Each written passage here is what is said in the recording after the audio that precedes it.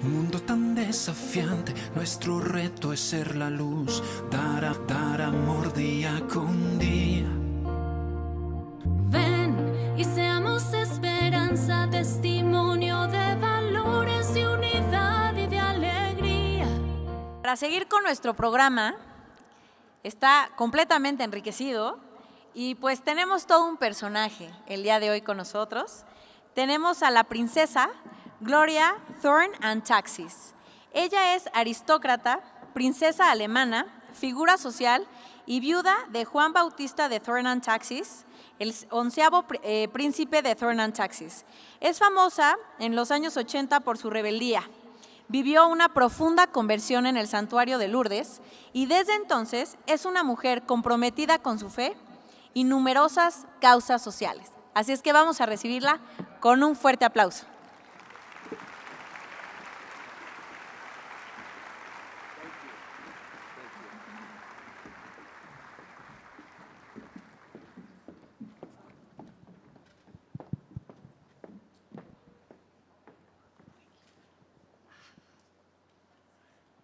Well, in my speech, I talked about the family being a romance and adventure and like a fairy tale. And we're blessed that we have an actual princess with us. So please give her a warm round of applause.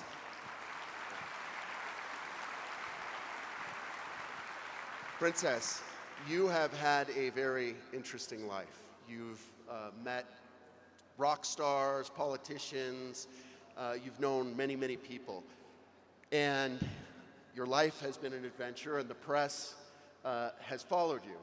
What is it that makes you devoted to standing up from the family? From Verona to now, we've become friends. What is it about the family that has made you willing to stand up?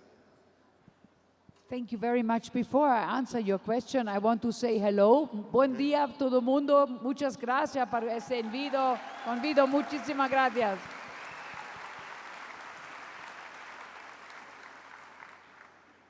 When you love the family, it is a Christian thing. But not only the Christian, also the Muslim people love the family. So today, we are lucky because I can say I am lucky because I'm a Catholic. And in a Catholic family, my parents taught me to pray at the bed by saying good night, for lunch before we eat, and to go to church on Sunday. We did this in the family. And that's why my heart is for the family, because I can also see that the family is under attack. And because the family is under attack, we have to fight for the family. Thank you.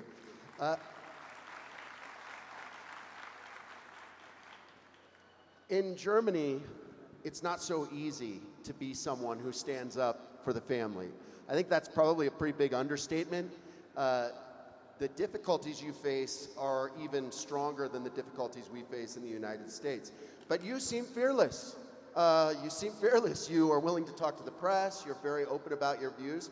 How have you handled the difficulties that you face in Germany and in Europe? I think on a broader level, if we talk about the family being under attack, the epicenter of this is in Europe. So talk a little bit about that. Well, it's always very important that when you are for the family, that you never discriminate the ones that do not have a family. Who have not a family, we have to bring them into our family. For Christmas, for example, we always have somebody join who is alone. So, of course, to have a family is also a gift from God. Some people are not lucky, they didn't get that gift. They didn't find the right man, or the man didn't find the right woman. You have to have faith. And that's where I think the Catholic faith comes in, or any good faith to the Lord. You have to pray for the Lord, to the Lord, and if you want a family, the Lord will give you a family. And if you have this conviction, if you really believe in something, you can sell it, you can talk about it. You are not fearless. You are only with fear when you are not sure. When you are not sure about something, then you are fear. But when you are sure, you can go everywhere, and because you know that what you are saying is the right thing. I don't know if I'm supposed to say this, but it's okay to get into trouble because you get into trouble too. You sent me a picture with Mick Jagger not too long ago. Do you ever talk about your views with folks that you know in all of these different spheres? You know so many different people, and does this come up? Are there discussions about your positions, or is it more behind the scenes? I think that the people that are really big, like Mick Jagger or even Madonna and all those very famous people, they know exactly that having a family is the key to happiness.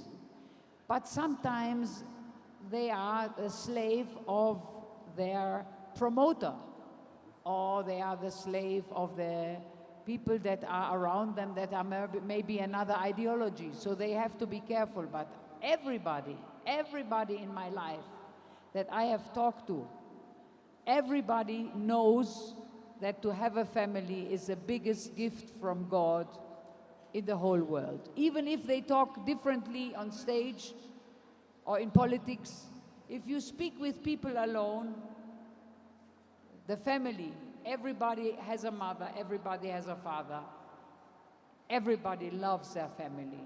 And if they don't have a family, then they miss a family.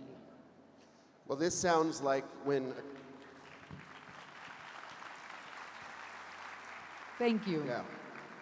Aquinas talks about the natural law being written on our hearts. This sounds like people know in their hearts that this is true, but you mentioned another word, ideology. And especially, as I was saying earlier, in Europe, we're seeing gender ideology, other ideologies seem to be taking over. But there's also good news. Can you talk a little bit about what your view is from a European perspective, the direction of Europe when it comes to family policies? For example, just to throw out there, what is happening in Hungary, some different points of light that we're seeing with some governments embracing more pro-family policies, and then on the reverse side, what the threats are.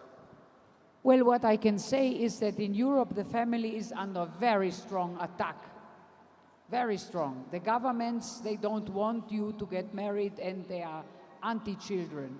You are supposed to be gay, or you are supposed to be diverse in a sense that you don't have anything at all. That's good, because basically the ideology is that we are too many people.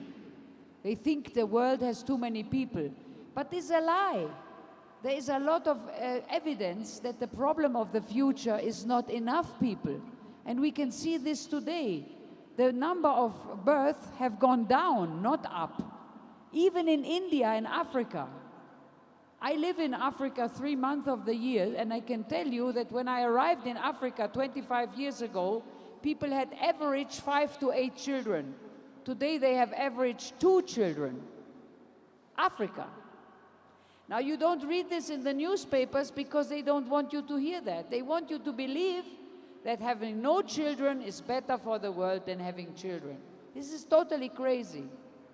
So in Europe, in Europe we have to fight. We have to fight for the family. And that's why Mexico is so important, because Europe looks to Mexico. We love Mexico. We think Mexico is such a wonderful town and city. We love the whole country. Mexico is the #1 country in South America.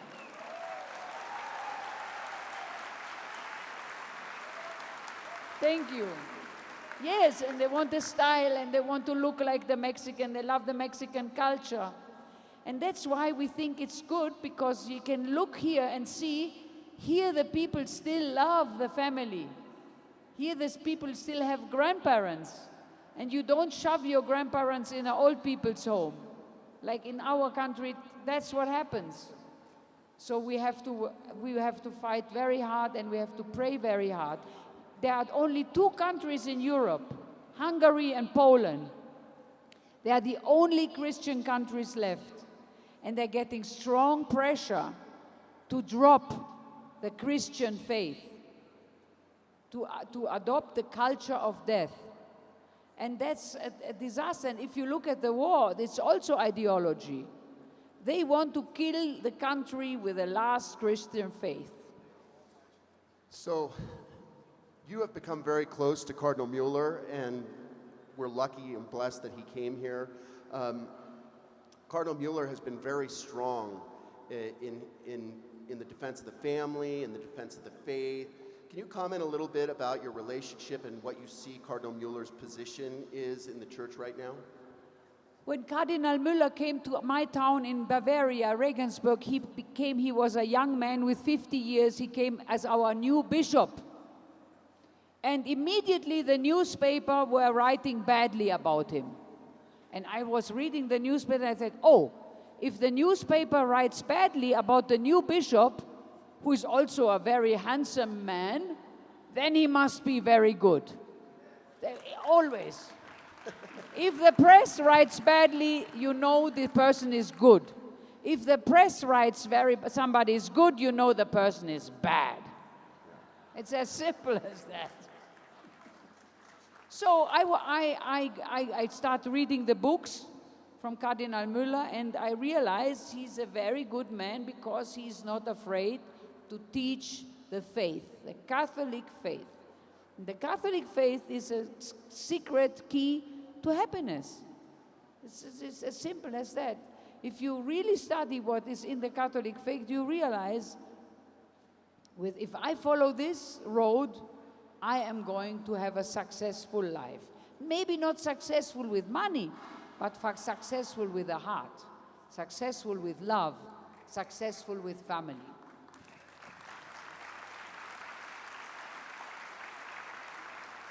Thank you. I know we are running a little behind and we need to go to Mass, but before we leave, do you have any other final thoughts? Yes, I'm so happy I'm with you.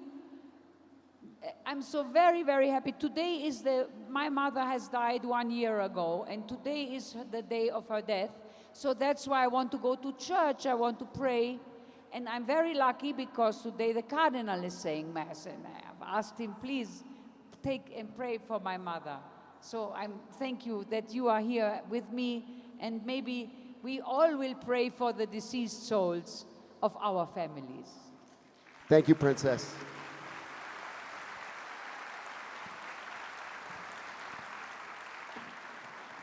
Goodbye.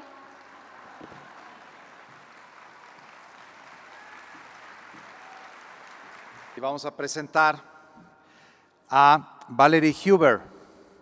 Valerie, ella es presidenta de Amigos del Protocolo de Ginebra. Para que se den una idea, el Protocolo de Ginebra es el primer documento firmado por, en ese momento, más de 20 países, incluido Estados Unidos, en su momento en la administración de Trump, que hicieron un consenso global para trabajar a favor del reconocimiento de la vida de toda persona, en toda etapa y circunstancia, sin discriminación. Y a partir de ahí, ella ha ido sumando más países a este consenso de Ginebra. Valerie también promovió, como ya se dijo, la ley del latido fetal en Iowa, Estados Unidos. Valerie, the microphone is all yours.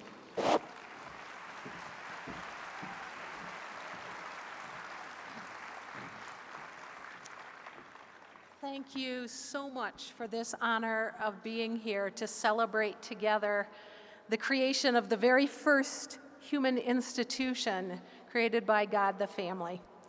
And I can't think of a better reason to visit Mexico City for the very first time than to be with all of you who want to protect the family as well. Viva Mexico! Friends, we are not gathered together by accident. Each one of us is here for a purpose. We're a very diverse group brought together to strengthen and protect the family from both internal and external threats, and we cannot fail. This behind you is my family. I am here because of my family. There's not much I wouldn't do for them. One lifelong husband, 4 wonderful children, and now families of their own. Here are my kids when they were younger. And this son helped me discover that what we taught in the home wasn't enough to ensure that he was going to have health and thriving into adulthood. I learned that we had to be aware of those external influences, and in our case, to protect him from harmful curriculum and things that were taught that were contrary to our family values, contrary to our faith, and were detrimental to his health.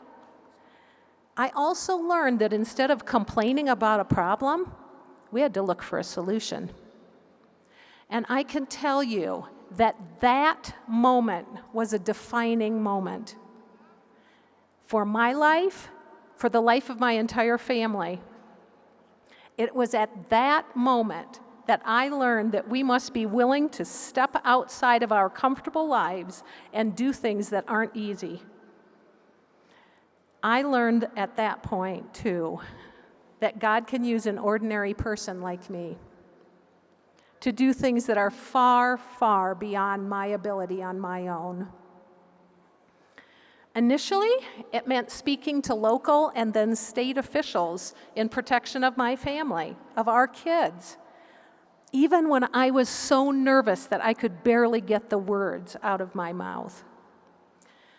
And then, implementing character and family-centered sexual risk avoidance education for 25,000 students in our area of Ohio.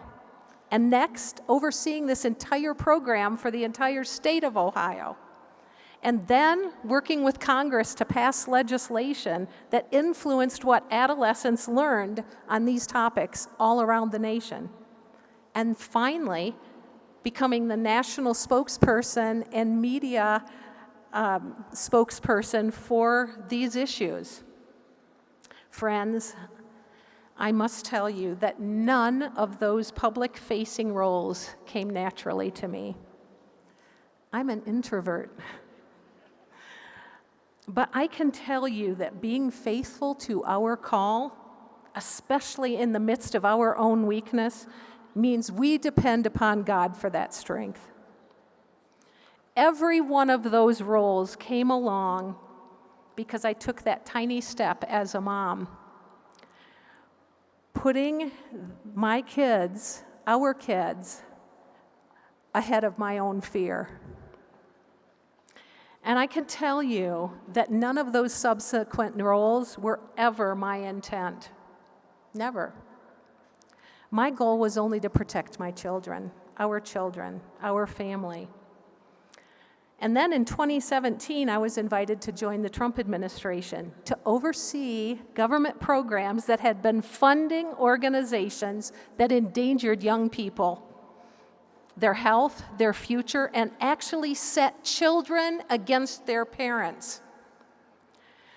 Believe me, when I tell you that joining a presidential administration is an opportunity that rarely occurs, but especially for an ordinary person like me.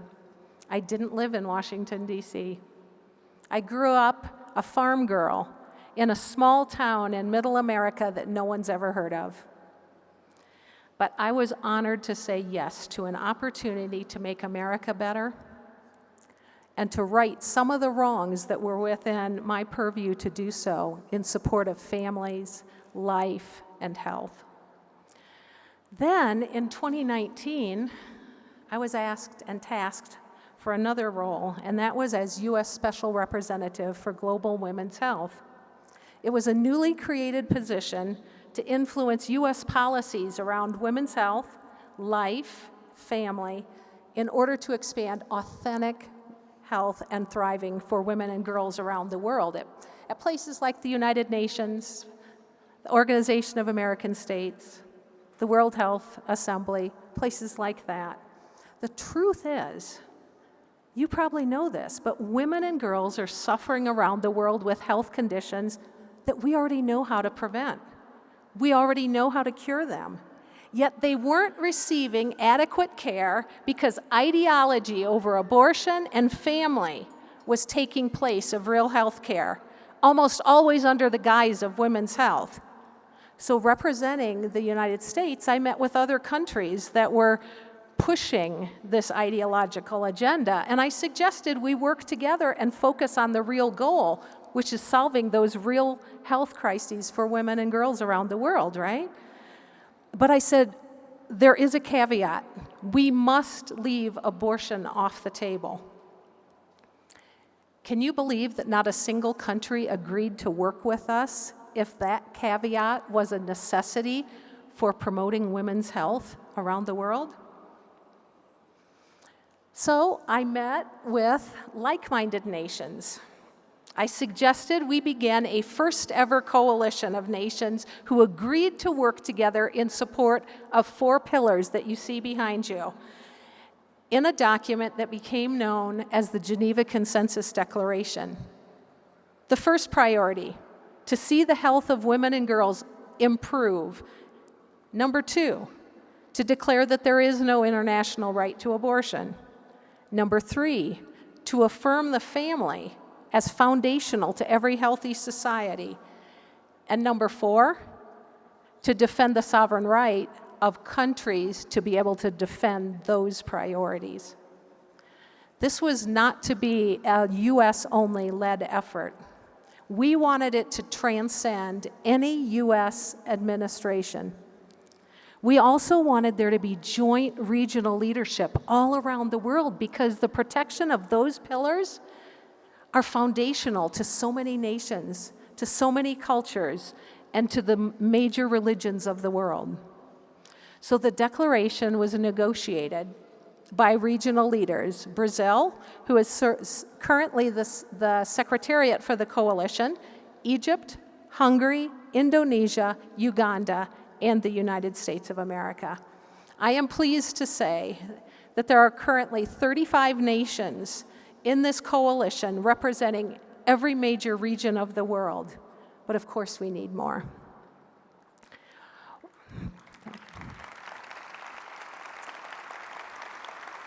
Why does this coalition matter?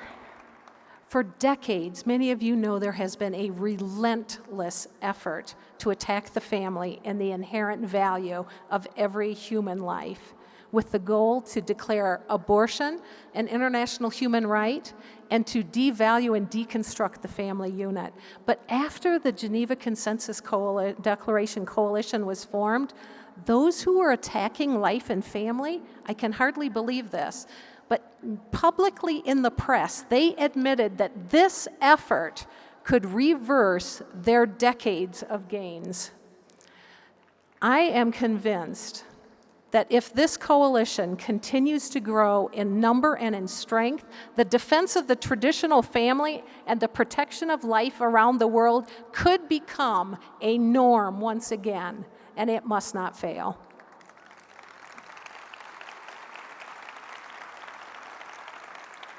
And the Institute for Women's Health is working to return discussions about women's health, figure this, back to discussions about women's health and not ideology. To build this coalition in size and influence, and then to come alongside nations who want to defend those 4 pillars. And we'd like to partner with you to accomplish this. If you are a policymaker, will you help us? We hope your country will join this coalition if it hasn't already, and I hope the day comes that Mexico joins this coalition. If right now is not the right time for your country, then political parties can support it, parliaments can commend it, and future presidential or prime minister candidates can commend it. If your country is complicit with applying pressure to other countries, which unfortunately my country and your country of Mexico falls in that category, then help us move our leadership to stop bullying other nations about these issues. If you're an NGO, thank the countries that are members. And let me know if you have ideas and contacts to help grow this coalition. If you are an NGO and would like to be a part of the International Friends of the Geneva Consensus Declaration, let me know that too, because we have just begun regular collaborative meetings. We aren't going to accomplish this on our own, and it's such an encouragement to see a sea of people who are committed to those things that matter. If you're a member of the press, help make this coalition well known around the world. We all have a part to play. But maybe you're here because you care about the health and the well-being of your family. And parents, what you're doing is of greatest importance of all. And I can tell you from personal experience that a parent who wants to defend their kids and their family can accomplish much when you're doing it for the right reason and with God's strength and help. I want to end by sharing a painting I recently saw when I was in Rome. It's one of 3 paintings in a basilica, and it shows the life and death of St. Matthew. It uses a dramatic artistic style that I personally really, really like, called chiaroscuro. It's the use of strong contrast between light and darkness.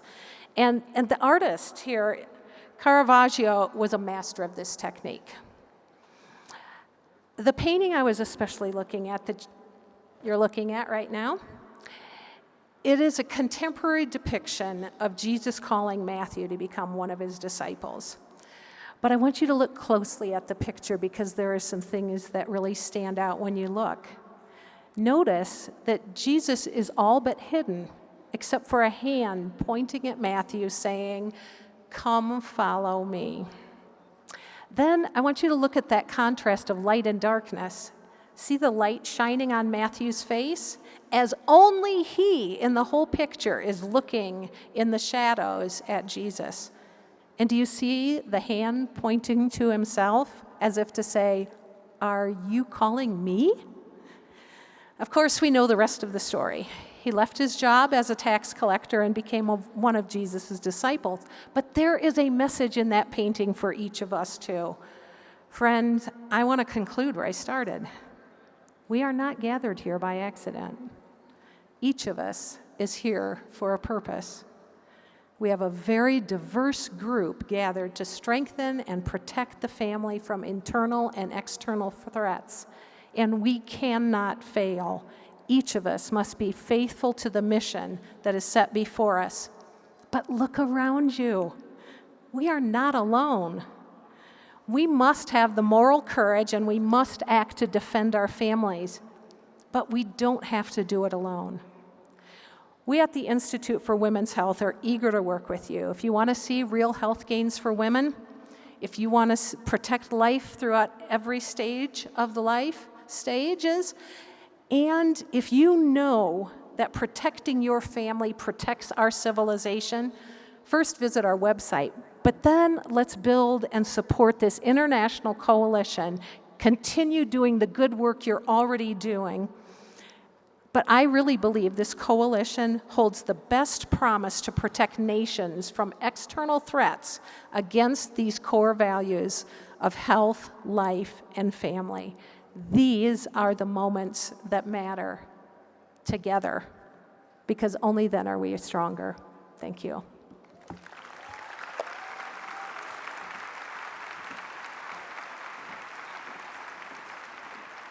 Un mundo tan desafiante, nuestro reto es ser la luz, dar amor día con día.